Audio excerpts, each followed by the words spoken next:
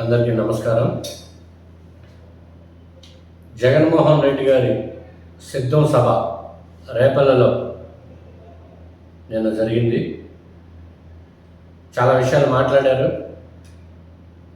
చిక్కటి చిరునవ్వులతో చాలా అబద్ధాలు కూడా ప్రజల ముందు ఉంచారు. రేపల నియోజకవర్గంలో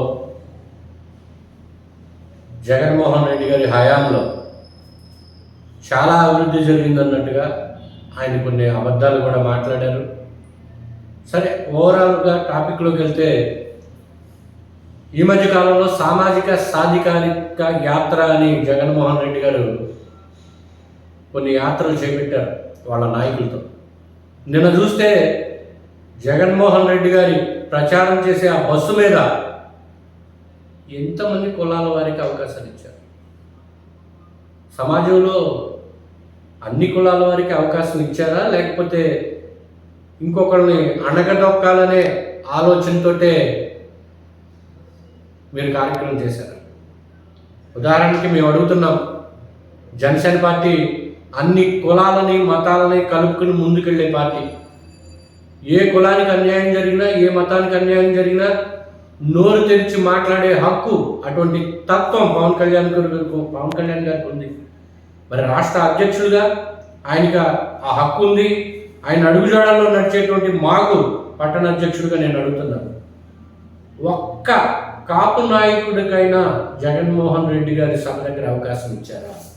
ఆయన మాట్లాడేటువంటి బస్సు మీద, ఆ ప్రచార రథం మీద ఒక్క కాపు నాయకుడు కూడా కనపడలేదు మీకు. రాష్ట్రంలో కాపు కార్పొరేషన్ పేరిట 16 మంది డైరెక్టర్లు ఉంటే అన్నింటిలో ఒక డైరెక్టర్ రేపల్ల స్థానికుడు. కాపు కార్పొరేషన్ డైరెక్టర్ని ప్రచార రథం మీద ఎక్కించేటువంటి ఆలోచన మీకు తట్టలేదా? కాపులంటే అంత చులకన? కాపులను ఏమన్నా అణగదొక్కే ప్రయత్నం వైఎస్ఆర్సీపీ చేస్తుందా? దాదాపు వైఎస్ఆర్ కాంగ్రెస్ పార్టీ స్థాపించి 14 సంవత్సరాలు కావస్తుంది.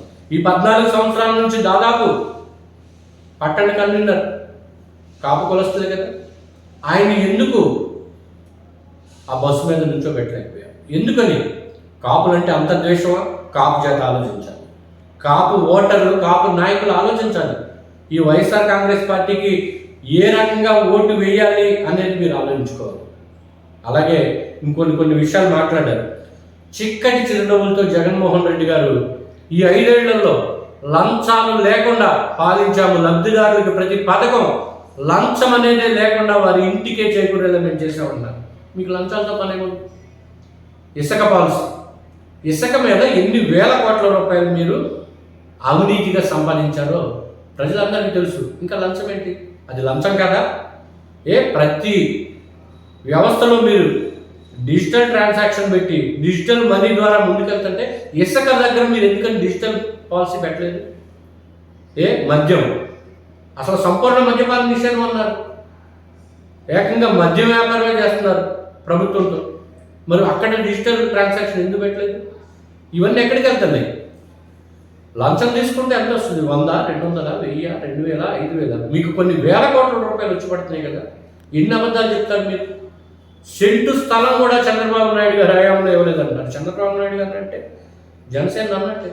2014 నుండి 2019 వరకు పవన్ కళ్యాణ్ గారు, చంద్రబాబు నాయుడు గారు, మోడీ గారు కలిసి కేంద్ర సహకారంతో టిట్కో గృహాలని ప్రజలకు ఇస్తే 300 SFT, 365 SFT, 400+ SFT తోటి 1,50,500 డిపాజిట్లతోటి దాదాపు 1,342 మందికి టిట్కో గృహాల మీద స్థలాన్ని ఇచ్చి అక్కడ గృహ నిర్మాణం జరిగితే ఇంకా మీరు వచ్చి పూర్తి చేసి ఇవ్వకుండా, పూర్తి చేయాలంటే మీరు సంతకాలు పెట్టాలని చెప్పేసి ఆ లబ్ధిదారుల దగ్గర నుంచి సంతకాలు తీసుకుని వాళ్ళ పేరు మీద మీరు లోన్లు తీసుకుని మీరు దేనికి వాడారో మీకు తెలియదా? ప్రభుత్వం మీరు ఎంత మోసం చేశారో టిట్కో గృహ లబ్ధిదారుల్ని ప్రజలకు తెలియదా? మీరు తీసుకున్న లోను కట్టకపోతే వాళ్ళ ఇంటికి నోటీసులు వస్తుంటే వాళ్ళు ఎన్ని ఇబ్బందులు పడ్డారో, ఎన్ని బాధలు పడ్డారో మీకు తెలియదా? ఎన్ని అబద్ధాలు చెప్తారు ప్రజలకు మీరు.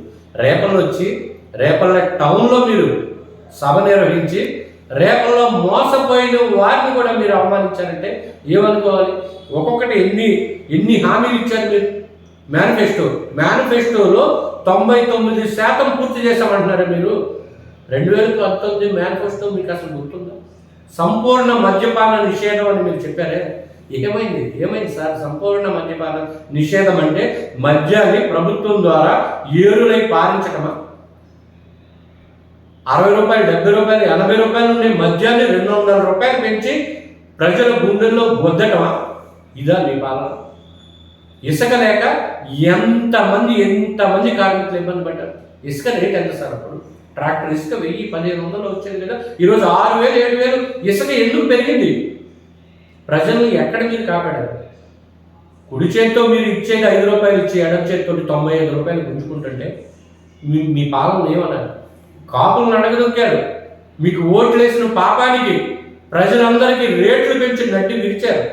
ఏ మొహం పెట్టుకుని మీరు వస్తారు? మీకు ఓట్లు ఎలా వస్తాయి అనుకుంటున్నారు? మీకు మాట్లాడే ధైర్యం ఎక్కడుంది? మహిళలను కాపాడామంటున్నారు మీరు.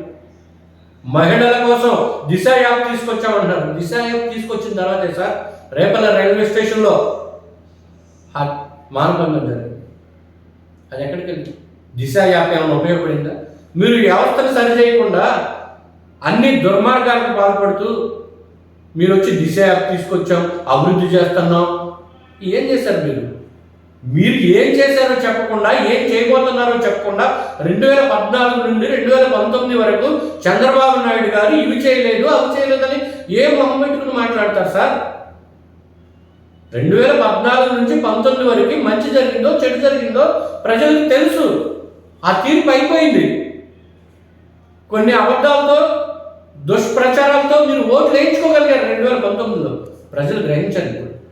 ఆ అబద్ధాలని, ఆ దుష్ప్రచారాలని ప్రజలు నమ్మే పరిస్థితుల్లో లేరు. 2024 ఎన్నికలు మే 11 జరిగే ఎన్నికల్లో దారుణంగా మిమ్మల్ని ఓడించి కూటమి ప్రభుత్వాన్ని తీసుకురావడానికి ప్రజలు సిద్ధపడ్డారు. అది తెలిసేనా మీరు అబద్ధాలతో సిద్ధం సభలు పెట్టేసి ప్రతి చోట అబద్ధాలని మీరు మాట్లాడుతున్నారు? మీరు ఏం అభివృద్ధి చేశారో ప్రజలు చెప్పే ధైర్యం మీకుందా? మీ నాయకులకు ఉందా? మీ స్థానిక నాయకులకు ఉందా? మీ స్థానిక నాయకులకి ఎటువంటి అవకాశం మీరు ఇవ్వట్లేదు. ఎందుకంటే మీకు తెలుసు ప్రతి చోట మీరు విఫలమయ్యారు.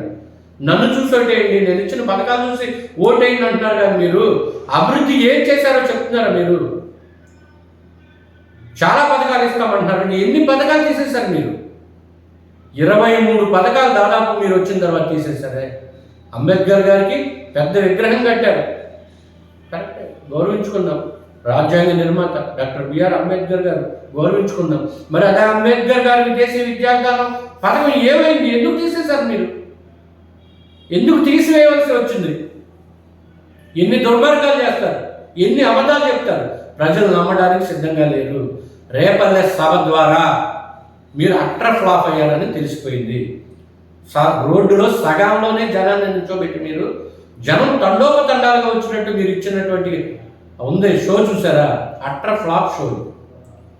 మందు, బీరు, బిర్యానీ, డబ్బులు వెదజల్లి మీరు తెచ్చుకుంటే తిప్పి కొడితే 5-6 మంది దగ్గర ఒక్కళ్ళకి బీరు కానీ, బిర్యానీ కానీ, మందు కానీ, డబ్బు కానీ ఏమి ఇవ్వకపోయినా స్వచ్ఛందంగా పవన్ కళ్యాణ్ గారి సభకు వచ్చి 25,000 మంది వరకు హాజరై సూపర్ సక్సెస్ చేశారు. అక్కడే అర్థమవుతుంది ప్రజల్లో ఎంత వ్యతిరేకత మీ ఉందో, మిమ్మల్ని ఎంత చీకొడదామని సిద్ధమయ్యారో.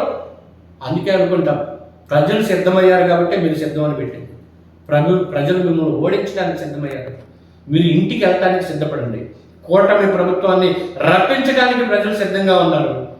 ప్రజల్ని వారి సమస్యలను పరిష్కరించి ముందుకు వెళ్ళటానికి Janasena party, BJP party, Telugu Desam party సిద్ధంగా ఉందని తెలియజేసుకుంటూ, ప్రజలందరికీ సమస్యల పరిష్కారం కావాలన్నా, రేపల నియోజకవర్గం అభివృద్ధి చెందాలన్నా, కాలంలో పూడికలు తీయాలన్నా, గుంటలు పూడ్చాలన్నా, దోమలు లేకుండా మున్సిపాలిటీ వ్యవస్థని, పారిశుద్ధ్య సమస్యలను తీసివేసేయాలన్నా, ఏం జరగాలన్నా శ్రీ అనగాని సత్యప్రసాద్ గారి ద్వారానే రేపల నియోజకవర్గం అభివృద్ధి చెందుతుందని తెలియజేసుకుంటూ, అనగాని సత్యప్రసాద్ గారికి మే 13వ తారీఖున భారీగా ఓట్లు వేసి అత్యధిక మెజారిటీతో గెలిపించాలని రేపల్లె పట్టణ మరియు పరిసర ప్రాంత ప్రజలకు, మరి ముఖ్యంగా రేపల నియోజకవర్గ ప్రజలందరికీ తెలియజేసుకుంటూ, మీరందరూ దయచేసి ఈ జగన్మోహన్ రెడ్డి గారి మాటలు నమ్మకుండా ఈ అనగాని సత్యప్రసాద్ గారికి ఓటు వేయమని మరి ముఖ్యంగా చివరిగా చెప్పేది, కాపులు కళ్ళు తెరవండి. కాపులను అణగదొక్కుతున్న వైఎస్ఆర్ కాంగ్రెస్ పార్టీని పారద్రోలండి.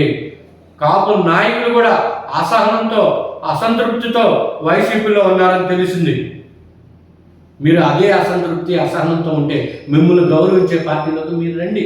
ఇది అందరి పార్టీ, అన్ని కులాల పార్టీ. దయచేసి జనసేనలోకి రండి. వైఎస్ఆర్ కాంగ్రెస్ పార్టీ పొగరుని దించుదామని తెలియజేసుకుంటూ అందరికీ నమస్కారం.